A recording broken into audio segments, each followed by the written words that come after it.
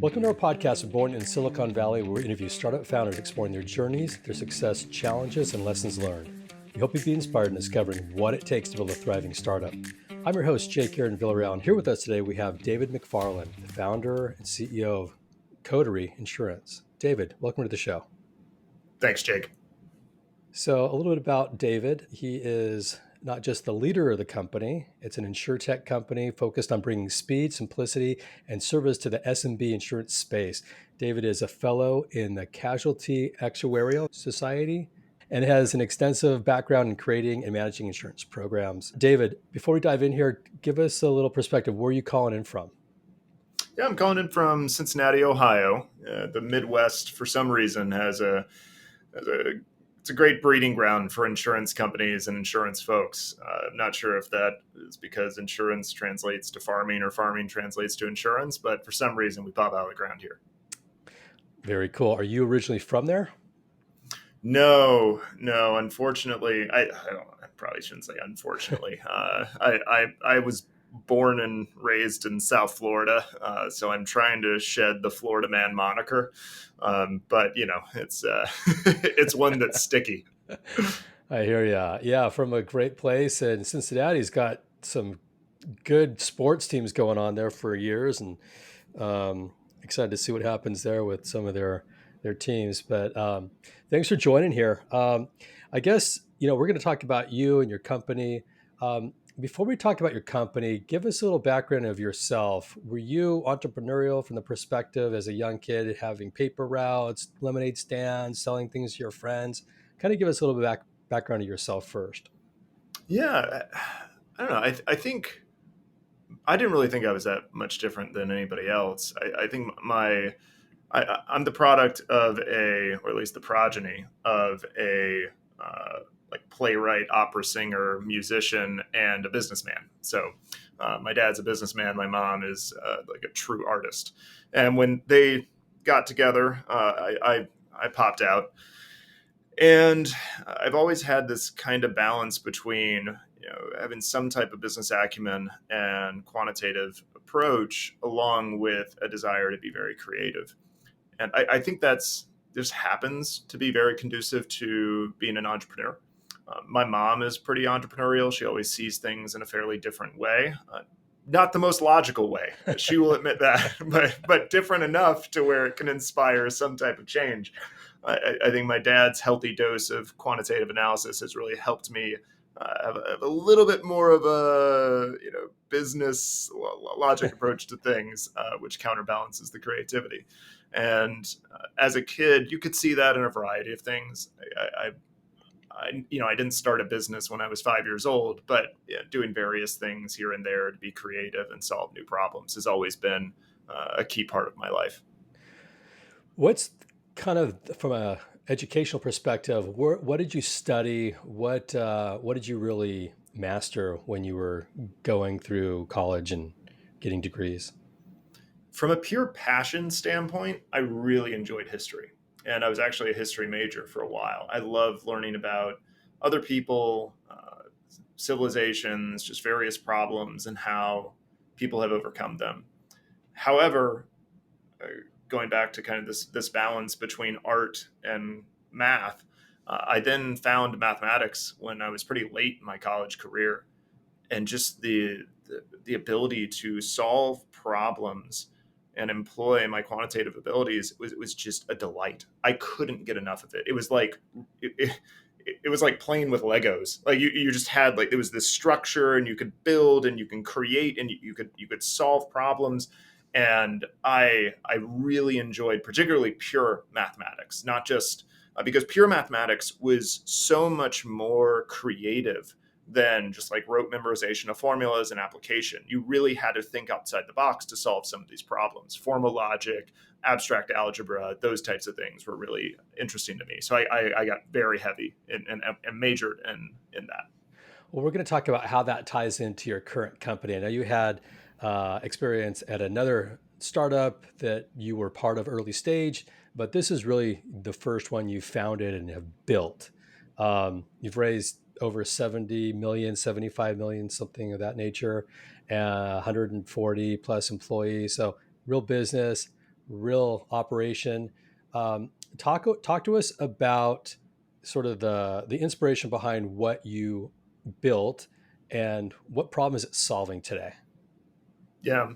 When I so once I kind of figured out that math was really where my skill set was at, I became an actuary.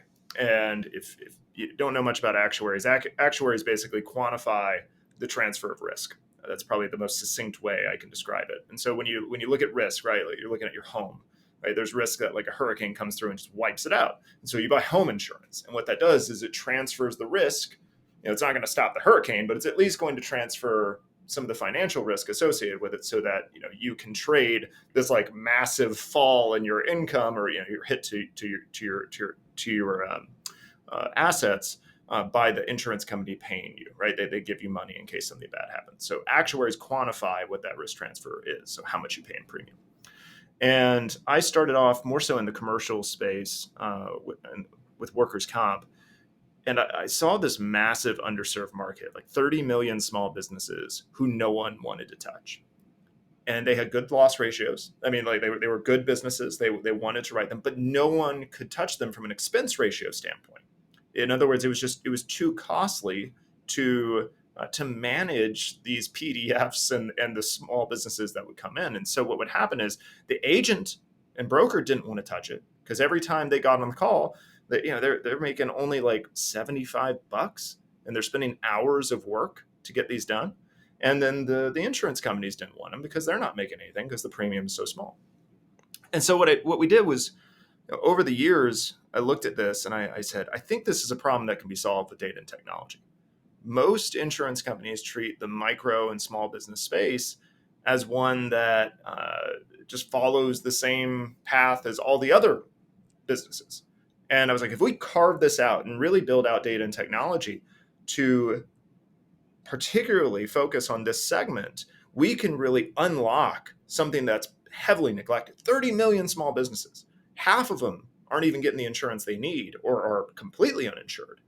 And so when we look at that, massive TAM, and so really built out a thesis fairly early on in my actuarial career, and then went from job to job, really figuring out how can I start this insurance company, and ended up helping start another insurance company, learning how to do that previously, and then started Coterie in 2018, really focusing on speed, simplicity, and service for the small commercial space. Amazing. It's something that we, as business owners, we need. It's mandated. Ironically, insurance companies and the bigger carriers actually are leaving certain states. Like, for example, I live in California, and I, was having a conversation with my broker, and he's like, "Hey, by the way, your insurance is actually going to be leaving at the end of the year, so we got to find another insurance policy for you." And that's just crazy to me. But at the end of the Yeah. day, there is reasons for it. I think that the system is broken in multiple ways. Um, from your perspective, what do you do different that, say, other insurance companies do that makes it simpler, faster, easier? Yeah, we do three things particularly well. The first is we make it super easy for the small business or the agent and broker to get a policy with us. That's going to unlock the floodgates, right? If you just make it easier for the agent and broker to actually bind these policies, like, okay, we're in, and we do that by speed and simplicity. Really, like we make it very simple to enter in the information. We just ask for business name and address. If you don't know your business name and address, well, You have a problem? that's a problem. You probably shouldn't have a small business. And then we take care of the rest. We go out and we get 3,000 pieces of data on your business. We're pulling everything, making sure that's a risk that we actually want to underwrite. If it is, we say, great, here's a price. That's it. So, It's really that simple. So the experience that I have gone through and many other business owners have gone through is, they ask for a ton of data, lots of applications. You have to carve out a portion of your morning, afternoon, or evening to do it. You don't want to do it. Then once you do it, then you want a quick response, and usually, 3 to 5 to 7 days later, you're going to get a couple options that look pretty challenging to understand, and you're not sure if your broker is working with you or against you. And Yeah. ultimately, you're signing up for something you need, but you don't necessarily understand the true value, what it's giving you. And, it's expensive, and take that headache away and sign me up and sign a lot Yeah. of companies up. So that's incredible. So you've created a different way of getting the insurance and the delivery of it. How long does it really take from applying to getting it? And is there a cost benefit too? Yeah, the amount of time it takes from like submitting, so business name and address, like starting the application process to getting to a true bindable quote, right? So many people like that, like the teaser quotes. No, like true bindable quote. And we actually provide recommendations with like, hey, you should probably get this endorsement. You're a restaurant, right? You need to have this and this and this. So we do all that using our ML behind the scenes. So the median, I'll give you the median submission time. From submission to bindable quote is less than a minute. Whoa, Yeah, that's and that crazy. that and that's not someone flying through. That means of all of our universe of people doing this, the median time it takes someone to do all of that is 57 seconds. You can do it in 15 seconds, like not 10 Right. seconds. It's very quick. Um, but just looking at the universe of people who are actually going through it, right? 50% of them get it done in less than a minute. That's amazing. Yeah. Now you've got a And we have no we do not kick out and do that underwriting kick out supplemental applications. It's basically like we either are going to write it or we're not going to write it, and we write a pretty good chunk of the universe. wow. Sounds exciting. God. Um, it's just the headache and the time suck, That's terrible. and This is the problem. This is the problem we set out to solve. Yes. now, is it a technology platform? Do I go to a website, log in, and put my data in, and I get a response, or do I call you and talk to somebody first, and then I get a response in a minute?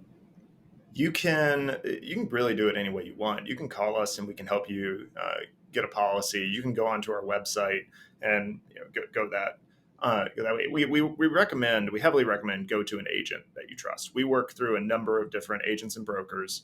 Going to an agent or broker really it's going to make sure you get the coverage you want. You're going to feel well represented. Buying commercial insurance can be sometimes a little scary, and just having someone to hold your hand through it can be a good idea.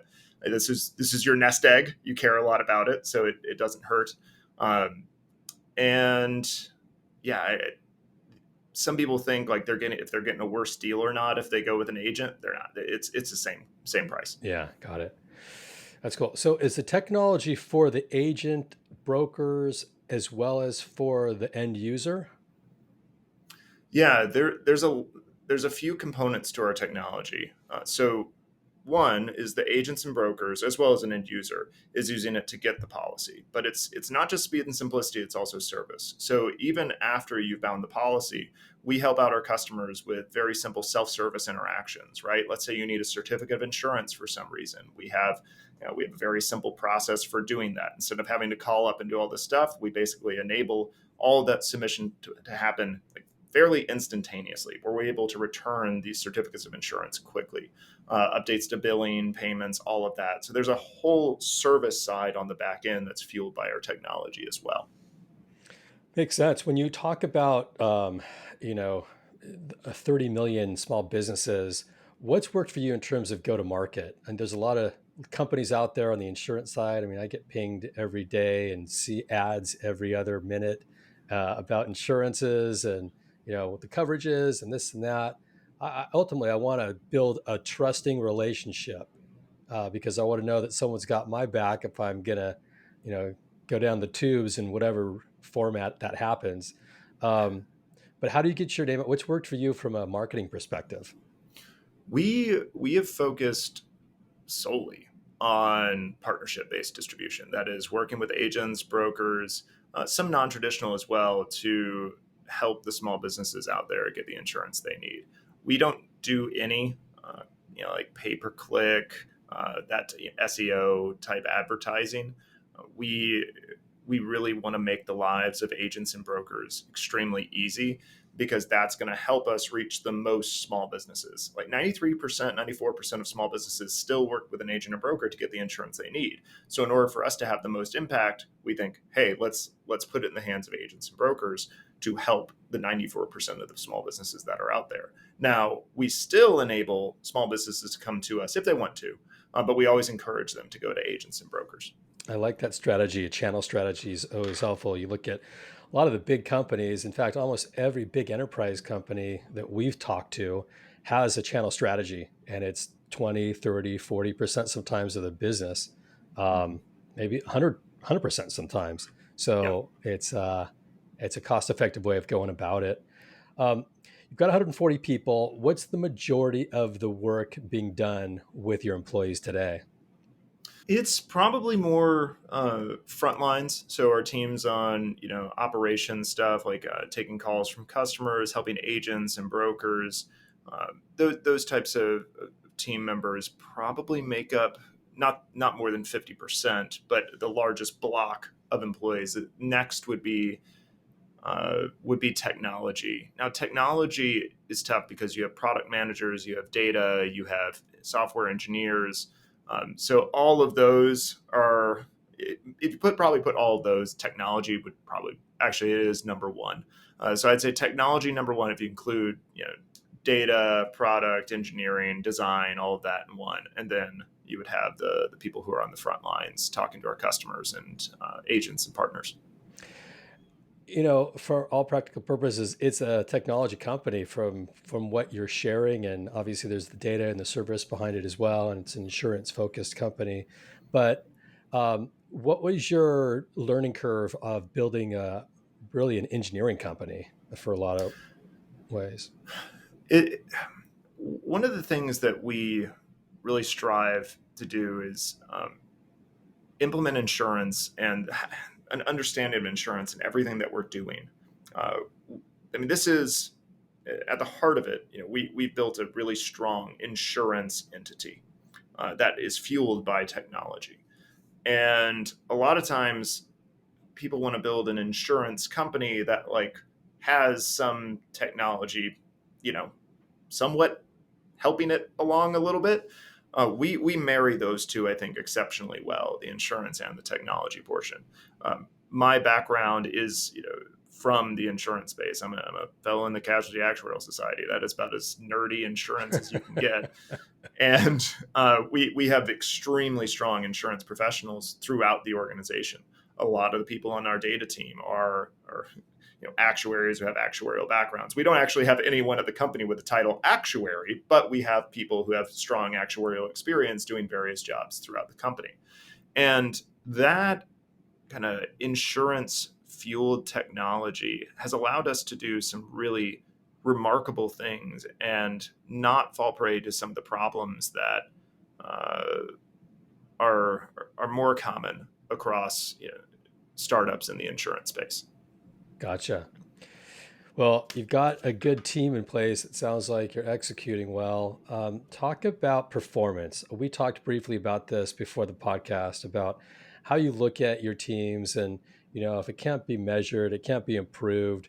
Talk us through that a little bit of what's your philosophy around, you know, managing teams and team performance and improvement of that. And specifically, you mentioned gravity, which I think was really interesting. Yeah, there's we measure performance across the company. We're a remote company, and I think if you're going to be a remote company, then you have to be pretty transparent around what we're doing as a team. And there's various ways to measure performance. I won't get into the specifics of those, but we'll highlight at least some macro things that we've done that we think have helped. What you just mentioned, Jake, the whole idea of gravity. Like there are natural laws, physical laws that enable or disable us from doing certain things, right? Like it'd be really neat if I could just levitate from my seat and start flying in the air, but gravity doesn't allow that. Um, but instead of just giving up and settling for a life on the ground, we have figured out how to use gravity to get airborne. Right, an airplane is made in a specific way that utilizes gravity to get enough lift so that you can go up in the air. And that's really neat. Like, okay, well, what does that have to do with performance? Well, in similar ways, there are performative laws, like human sociological laws in a way, that at least initially seem to limit our ability to perform. But if harnessed in the correct way, we can actually create high performing cultures. An example is Price's Law. So, for those who don't know, Price's Law says that the output of a unit, or at least 50% of the output of a group, uh, is going to be attributable to the square root of that group. So, for example, if you have 9 people who are responsible for your sales, well, 3 of those people are going to be producing 50% of your sales. And this works with Pareto. Everyone hears Pareto, right? That 80-20 rule, right? What Price's Law, and this is a law. This is actually not just true for humans. This is true for like tomato plants and other things like that. It's found in nature. Um, what we see is at a small scale, this makes a lot of sense, right? 4 people. Well, 2 people are responsible for half the output. Well, duh, that one's obvious, right?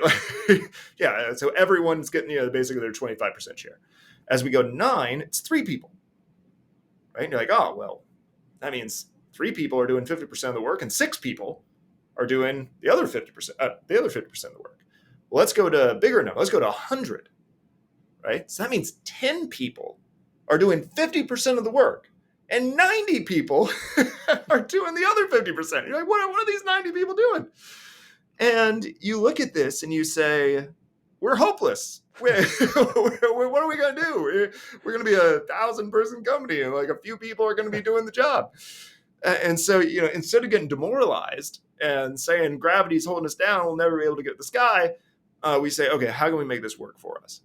And I'll shout out, our ops team. What they did is, instead of just having a group of people handling all customer interactions, we separated them into small pods of about 5 to 6 people. And we don't want them to be bigger than 5 to 6 people so that we can get the most out of Price's Law. And we say, this team is responsible for text-based interactions. This team is responsible for let's say, phone calls. This team is responsible for agency-based. This team is responsible for, let's say, first notice of loss on claims. And when we have specialized units who are measured as that unit, we saw performance change overnight. All we had to do was put people in smaller groups, measure those groups, give them a focused responsibility, and performance increased. Hmm. You got to make it transparent, but it's fascinating. That's insane. Yeah.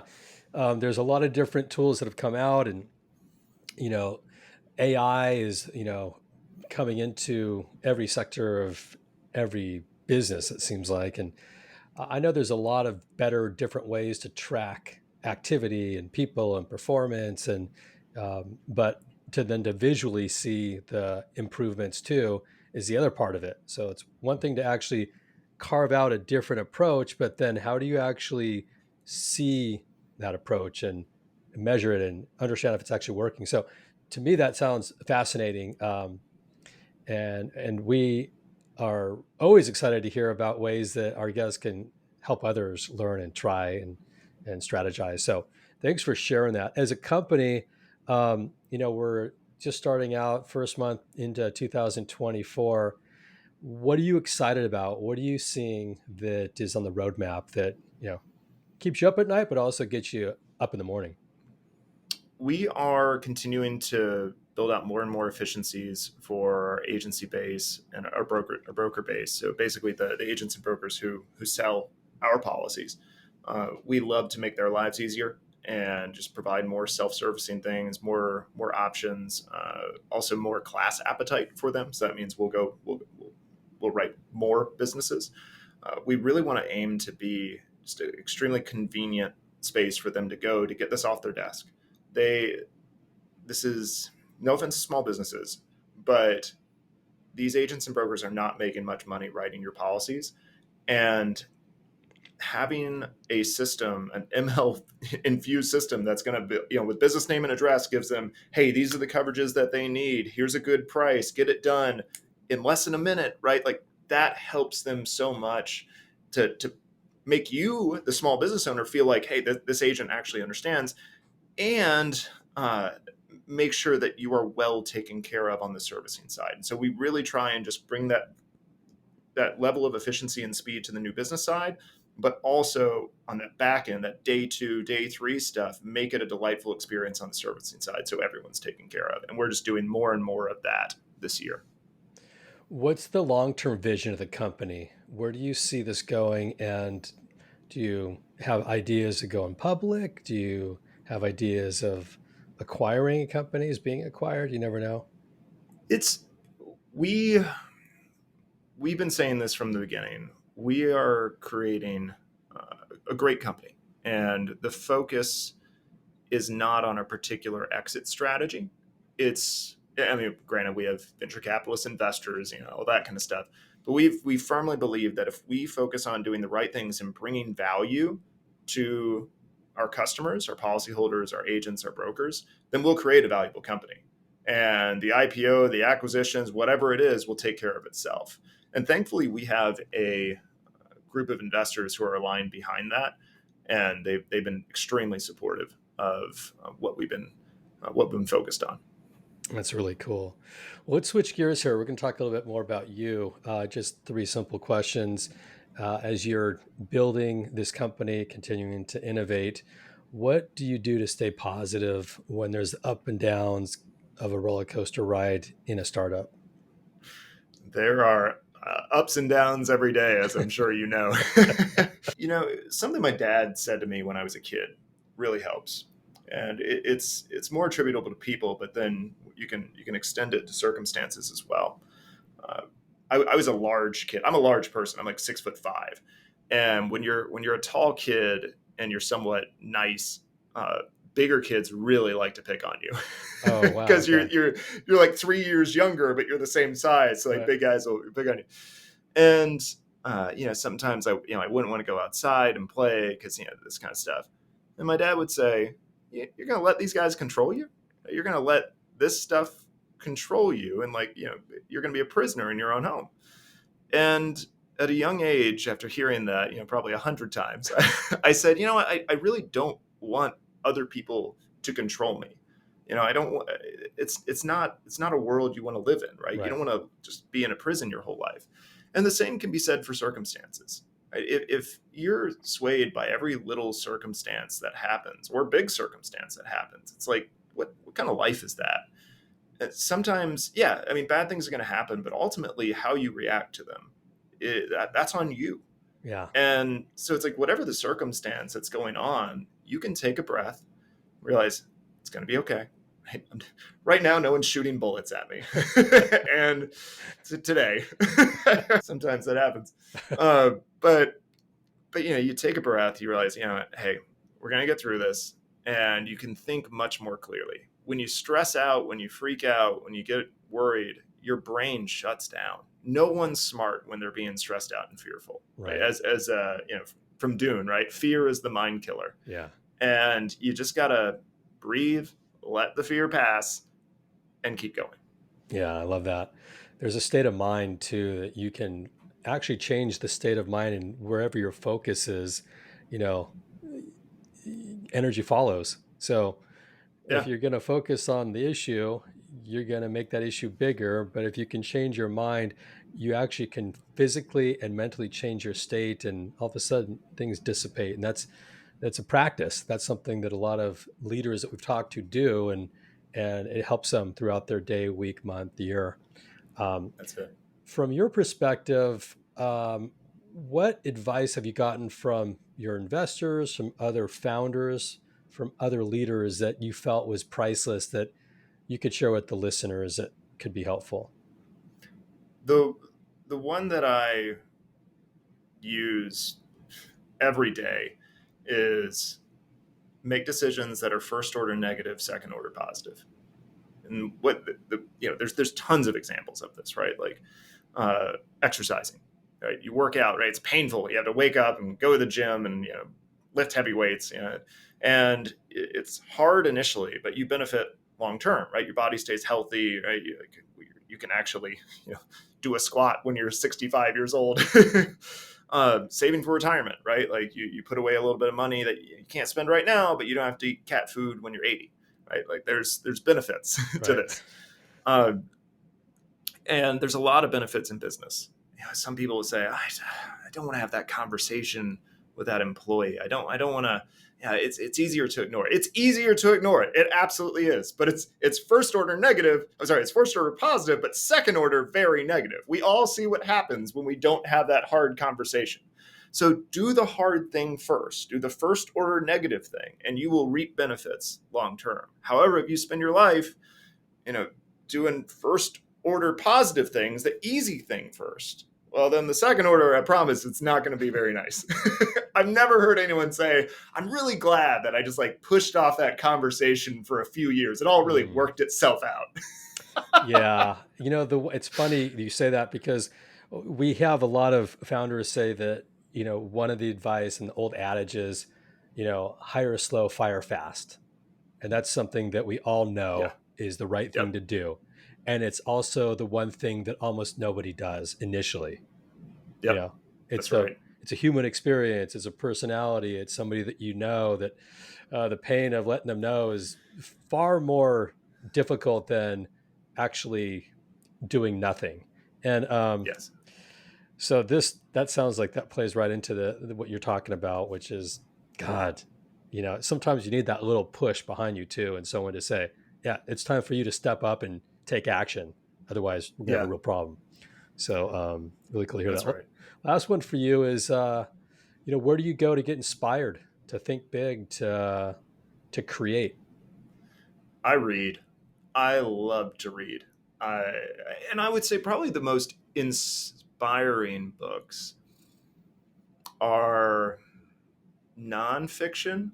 However, I think you need a healthy dose of fiction as well. I do both. I'm a big sci-fi reader. I don't know why, but I really like sci-fi, and that I feel like helps me absorb nonfiction a little bit better too. Hmm. So, and when I say nonfiction, I typically don't read.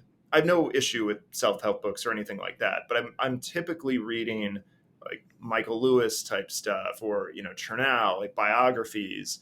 Um, I really enjoy those types of books, especially books on like broader groups who have made has either done something very stupid or had very successful outcomes. I just read one on LTC, on long-term capital management, and that whole like giant flop.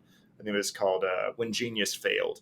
That's an excellent book about a group of very intelligent people who ended up screwing up royally, and that happened in like the late '90s. And so those types of books help me, one, get inspired. Like I see some good ideas, but I also see what not to do, which is arguably just as valuable. And so grabbing onto those types of books and devouring them is an area that I particularly find a lot of inspiration in. Do you take ideas from those that you can implement into your own strategy and company, or is it more just kind of get you away from the day to day and you come up with at some point inspirational ideas out of that? I think it's the latter, where I don't think I've ever pulled an idea directly from a book, but I can definitely tell my brain is working in maybe a particular way that's more aligned with how the people are in the book. So it's almost like um, I'm playing a different game in my head, which helps me see different ways to use strategies in my work life. So if when you play various games, you learn different types of things. So that picking up on these different types of things, different ways to implement strategies, says, oh, okay, I can now use this allegorically to my business. Yeah, that's really cool. I know that there's a huge value to reading and listening to books. I listen a lot to books when I hike and whatnot. And one I'm listening to right now, it's fascinating, is the story of Sam Walton of Walmart. And it's not one that I would have thought of because I'm like a nonfiction guy. I like to learn Yeah. about other people's life stories. If you can learn in an hour what took someone 50 years to go through, and you can learn from that, and there's some Yes. value there. Sam Walton's story was amazing. And he's telling it when he's dying of cancer. So it's like Oh, okay. he's through his life, they've already built the company. He passes away in 92, and it's his story in his words. And I think he actually narrates it too, of what it really was like to build what they built and how they did it. And it's fascinating because it's such a story that we all know about how big Walmart is, but when you really learn about all the little steps it took to build it, it's I'm inspired, and there's actually, to be quite frank, some of the ideas that he started with and changed and marketed the company, like we're actually using some of that too, and it's still really works. So anyway, the I book, need to pick it up. What's it yeah, called? it's I'll send it to you, and I'll add it in the description here on the in this episode. But I think it's Sam Walton's story or journey. Yeah, it's Great. fascinating. Um, I've read a little bit about Sam Walton and what, obviously what he started in Arkansas and how it, just it's amazing the growth that it had in such a short period of time. I mean, that's I know people think like all those years, but to grow from the little store that he had to what Walmart is, even in 1992, that's incredible. yeah, it's fascinating. Um, but anyway, really appreciate you coming on here, David, and spending your time here with us and sharing your story. And to all the listeners for listening, it means a lot to me. So thank you for that. My name is Jake Aaron Villarreal, host of the show. Signing off for now, but can't wait to catch up with you all in the next episode. Until then, David, you and the listeners, take care. Thanks, Jake.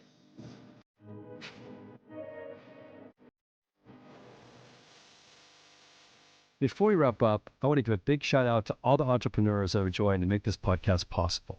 And for all the listeners for listening. It means the world to me that you chose to spend your time with us today. I'm your host, Jake Aaron Villarreal, signing off for now, but can't wait to connect with you all soon on the next episode. Take care. This show is sponsored by Match Relevant, a company that helps venture-backed startups find the best people in the market, and they do it in 3 simple steps. First, they sit down with founders to understand their story. Second, they tell their story into multiple candidate channels. And third, they schedule interviews within 48 hours. Find us at matchrelevant.com to learn more about how we do it.